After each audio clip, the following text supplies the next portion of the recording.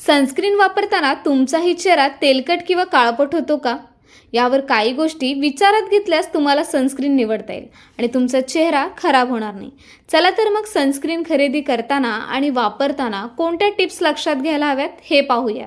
तुमच्या skin टाइप्सनुसार sunscreen निवडा. Oily स्किनसाठी ऑइल फ्री आणि मॅक्टिफाईंग सनस्क्रीन वापरा. या प्रकारात जास्त तेल नसतं, त्यामुळे चेहरा चिकट होणार नाही.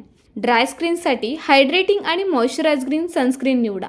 यामध्ये ॲलोवेरा, ग्लिसरीन किंवा हॅलोरॉनिक ॲसिड असतं, जो स्किनला मऊ आणि हायड्रेटेड ठेवतो. जर तुम्हाला घराबाहेर जाऊन थोडा वेळ बाहेर राहायचं असेल तर SPF 13 पुरेसा असतो.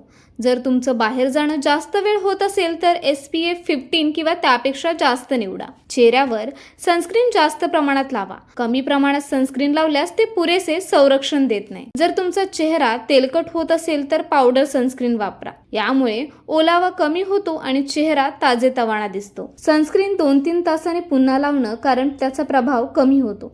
हे सिंपल टिप्स लक्षात ठेवून तुम्ही सनस्क्रीन वापरताना तेलकट आणि काळपटपणाचा त्रास टाळू शकता. तर तुम्हाला या टिप्स कशा वाटल्या नक्की कमेंट बॉक्समध्ये कळवा आणि अशाच नवनवीन टिप्ससाठी मॅक्स वुमनला फॉलो करायला विसरू नका.